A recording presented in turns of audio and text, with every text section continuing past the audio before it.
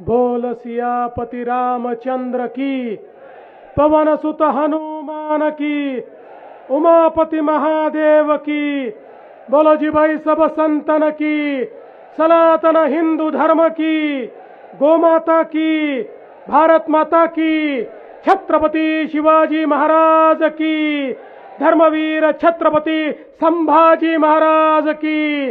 नमः पार्वती पते, हर हर महादेव। आज श्री संत सद्गुरु योगीराज गंगागिरी महाराज 179व्या अखंड हरिनाम सप्ताहाच्या निमित्ताने या ठिकाणी मंचावर उपस्थित आपल्याला आशीर्वाद देत असलेले परमपूजनीय रामगिरी महाराज, त्याचप्रमाणे महाराष्ट्राचे लाडके उपमुख्यमंत्री सन्माननीय एकनाथराव शिंदेजी, पालकमंत्री सन्माननीय राधाकृष्ण विखे पाटीलजी, माननीय भाऊसाहेब वाकचौरेजी, बाळासाहेब थोरातजी, आशुतोष काळेजी, अमोल खताळजी, विवेक कोल्हेजी, रमेश बोरनारेजी, विठ्ठलराव लंघेजी, भाऊसाहेब कांबळेजी, बाळासाहेब मुरकुटेजी, नितीन दिनकर, नितीन अवताळे, धनंजय धोरडे, मंचावरील सर्व मान्यवर आणि या ठिकाणी उपस्थित सर्व माझ्या भगिनींनो आणि भावांनो, आम्ही मुंबईवरनं उडालो त्यावेळी आम्हाला विमानाच्या खिडकीतनं एक मोठा समुद्र दिसत होता, पण या ठिकाणी आल्यानंतर त्याही पेक्षा मोठा भाविकांचा समुद्र आम्हाला पाहायला मिळतोय। हरिनामाची आणि सद्गुरु योगीराज गंगागिरी महाराजांची आणि सद्गुरु रामगिरी महाराजांची किमया आहे की इतक्या मोठ्या प्रमाणात आपण सर्व लोक हरिनाम सप्ताहाच्या निमित्ताने या ठिकाणी आलात। आपल्या भारताची संस्कृती आणि सभ्यता ही जगातली सर्वात जुनी संस्कृती आणि सभ्यता आहे आणि आता तर जगाच्या उत्खननाने हे मान्य केलं आहे की ज्यावेळी युरोप, अमेरिका वगैरे सारखे देशही अस्तित्वात नव्हते, ज्यावेळी तिथल्या लोकांना संस्कृती, संस्कार, विचार, भाषा काय आहे हे माहिती नव्हतं, त्याही वेळी या देशामध्ये पूर्णपणे विकसित संस्कृती होती आणि त्याही काळामध्ये खऱ्या अर्थानं आमचा सनातन विचार हा लोकांना संस्कार देत होता, तीच भाविकता होती, तोच हरिनामाचा पाठ होता आणि त्या माध्यमातनं सातत्याने आमची संस्कृती, आमची सभ्यता आणि आमचा वारसा हा अखंड चालत होता। आज आपण बघा, जगाच्या इतिहासावर अनेक देशांमध्ये अनेक आक्रमणे झाली आणि त्या प्रत्येक देशाचा इतिहास बदलला। आक्रमणामुळे विचार बदलले, धर्म बदलला, संस्कृती बदलली, पण आपल्या भारतामध्ये मात्र ते परिवर्तन होऊ शकलं नाही। हजारो वर्ष आक्रांत्यांनी आक्रमण केलं, पण त्या आक्रमणामुळे आमच्यावर त्याचा कुठलाही परिणाम झाला नाही। याचं कारण आमची जी वारकरी परंपरा होती, आमची जी हरिनामाची परंपरा होती, आमची जी सनातनाची परंपरा होती, हिंदू धर्माची जी परंपरा होती, या परंपरेमुळे कितीही कोणी आघात केला तरी देखील आम्ही आमचा विचार बदलला नाही, आमचा संस्कार बदलला नाही, आमचा मार्ग बदलला नाही, आमचा देश बदलला नाही. आणि म्हणूनच आक्रमणामुळे कदाचित ते किल्ले जिंकू शकले, आमची मंदिरं तोडू शकले, पण आमच्या मनामध्ये ईश्वराचं जे स्थान होतं ते मात्र ते बदलू शकले नाहीत. आणि याचं एकमेव कारण होतं या भारतातली गुरु परंपरा. सद्गुरूंनी जो विचार दिला, सप्ताहाने समाजाचं जे अभिसरण केलं, त्यामुळे आम्हाला मानसिकरित्या कोणी गुलाम करू शकलं नाही. आमच्या वारकरी परंपरेमध्ये कोणालाही निमंत्रण न देता सर्वांची पावलं आषाढीच्या निमित्ताने ज्यावेळी पंढरपूरला जायला लागली, आक्रमण तर अनेक झाली, पण तरी देखील ही पावलं कोणी थांबवू शकलं नाही. हरिनामाचा गजर हा कोणी थांबवू शकला नाही. पांडुरंगाचा गजर हा कधीच थांबला नाही. ही खऱ्या अर्थानं आमच्या संतांनी आम्हाला दिलेली परंपरा आहे. आज आपण बघू शकतो 179 वर्ष सातत्याने सद्गुरू योगीराज गंगागिरी महाराजांनी ही सप्ताहाची परंपरा दिली. कित्येक पिढ्या निघून गेल्या, पण परंपरा तिथेच आहे. आणि आजही सद्गुरू रामगिरी महाराजांच्या मार्गदर्शनाखाली आणि त्यांच्या आशीर्वादानं आपण इतक्या मोठ्या संख्येने या ठिकाणी येता. या ठिकाणी हरिनामाचं पठण होतं.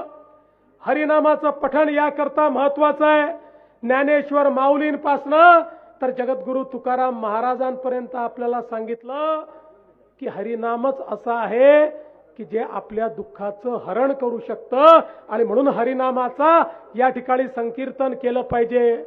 आणि हरिनामाचा दुसरा परिणाम काय आहे? हरिनामाच्या संकीर्तनामुळे माझ्यातला मी मरून जातो आणि आपण सगळे एक होतो. कोणाचाही स्वार्थ त्या ठिकाणी राहत नाही, कोणीही स्वतःचा विचार करत नाही, कोणी जातीपातीचा विचार करत नाही. सगळे एक होतात, सगळे एकमेकांमध्ये विठ्ठल पाहतात, सगळे एकमेकांमध्ये हरीचा वास त्या ठिकाणी पाहतात. आणि म्हणून आजच्या जगामध्ये हरिनामाच्या संकीर्तनापेक्षा दुसरा कुठलाही मोठा उपाय नाही की ज्यातनं आपलं जीवन यशस्वी होऊ शकतं. आणि म्हणूनच मी खऱ्या अर्थानं परमपूजनीय रामगिरी महाराजांचे आभार मानतो की त्यांनी एवढा मोठा संप्रदाय या ठिकाणी उभा केला की जो संप्रदाय या ठिकाणी आमच्या भारताची, महाराष्ट्राची सज्जन शक्ती म्हणून या ठिकाणी काम करतो आहे, जो या ठिकाणी हरिभक्तीचं काम करत असताना आमच्यातलं अध्यात्म जीवित ठेवतोय, आमचे संस्कार जीवित ठेवतोय आणि पुढच्या पिढीमध्ये त्या संस्काराचं रोपण करण्याचं काम चाललंय. मला अतिशय आनंद आहे.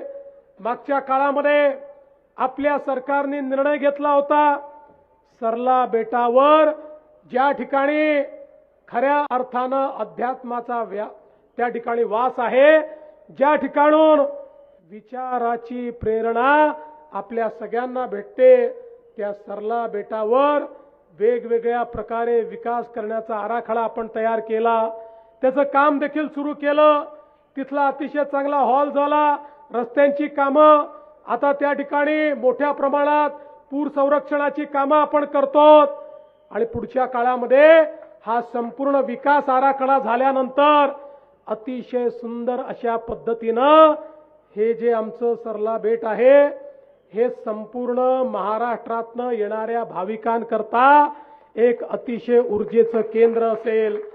आता त्या ठिकाणी सोलरचं काम देखील आम्ही हातामध्ये घेतो आणि संपूर्ण सोलरच्या विजेच्या माध्यमातून त्या ठिकाणी व्यवस्था उभ्या करण्याचं काम आम्ही करतो आहोत.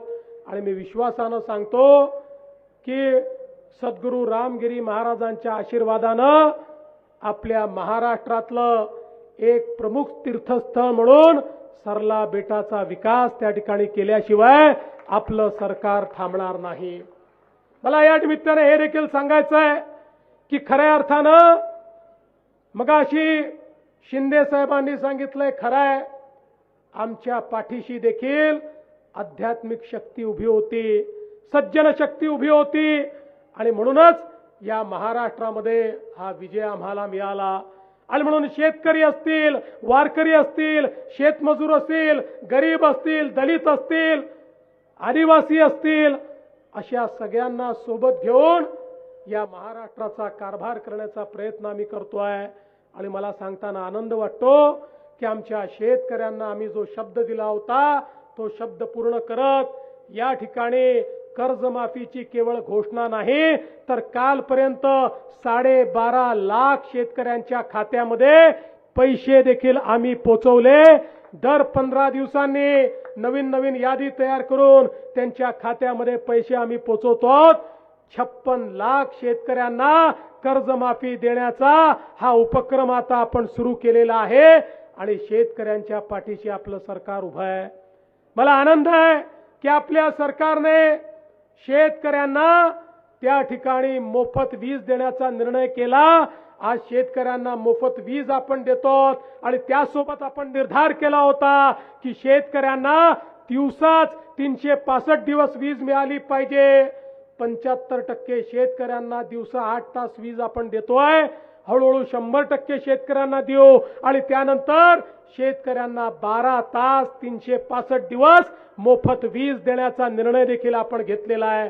आणि एवढंच नाही तर पूर्वीचे आमच्या शेतकऱ्यांवर 58,000 कोटी रुपयाची बिलं थकीत आहेत। आपल्या सरकारनं निर्णय केला 58,000 कोटी रुपयाची थकीत बिलं ही देखील आम्ही माफ करतो आहोत। शेतकऱ्यांकडून त्याची देखील वसुली या ठिकाणी करायची नाही हा निर्णय आपण केलेला आहे।